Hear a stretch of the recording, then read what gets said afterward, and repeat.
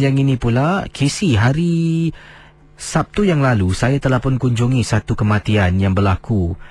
Ini adalah makcik makcik jauh saya lah. Kisahnya memang cukup menakutkan. Makcik disahkan meninggal sekitar waktu maghrib. Dan ramai orang telah pun diberitahu. Saya dengan ibu saya akhirnya datang agak lewat sedikit pukul nak dekat pukul 12.30 malam, sebab kami dari Johor pergi makan. Bila dapat berita tu nak masuk balik Singapura agak sesak. Jadi sampai nak dekat 12.30 malam, rumah tu dah tak ramai orang. Esok orang akan datang untuk kebumikan mayat dan juga mandikan mayat. Jadi satu malam mayat tu duduk dalam rumah makcik.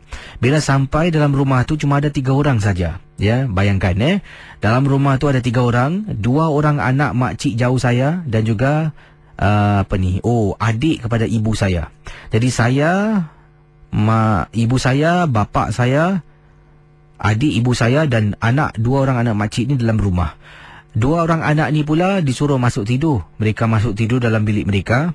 Makcik, adik pada ibu saya duduk dalam bilik bacakan Yasin. Bila ibu datang, dia pun keluar. Ya, dia keluar menangislah sebab dia ni memang rapat dengan makcik jauh ni. Jadi ibu dengan dia duduk kat luar berbual, tanya macam mana apa yang berlaku dan sebagainya lah. Ayah saya pula pergi tandas. Saya pun macam faham masuk dalam bilik arwah makcik ni.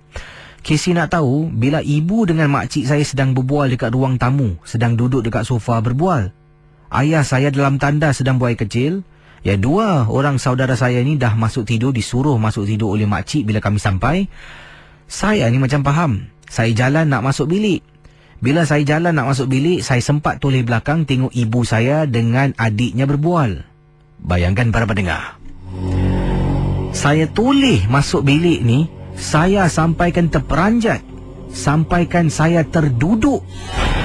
Kerana saya ternampak makcik saya duduk bersila dekat atas katil, Casey.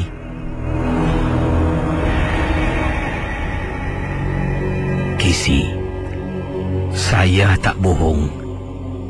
Saya nampak sekali pandang makcik saya sedang duduk bersila di atas katil sambil kepalanya dipusing-pusingkan, Casey. Saya nampak sekali saya terduduk. Ibu dengan makcik saya terus tengok saya. Kenapa dengan kau? Saya bangun, Casey, tapi bila bangun tu tak bangun berdiri. Saya bangun merangkak keluar ketakutan. Saya tunjuk dalam bilik, tanya kenapa. Mereka berdua masuk bilik, tanya kenapa. Tak ada apa-apa. Tapi saya nampak, Casey, makcik saya yang dah disahkan meninggal dunia duduk atas katil, Casey. Bapa saya keluar tanya kenapa. Saya ceritakan, dia pun terperanjat. Malam itulah makcik, ibu saya, bapa saya dengan saya, kami berempat duduk dalam bilik tu sambil baca Yasin sampailah orang datang selepas waktu subuh untuk mandikan mayat.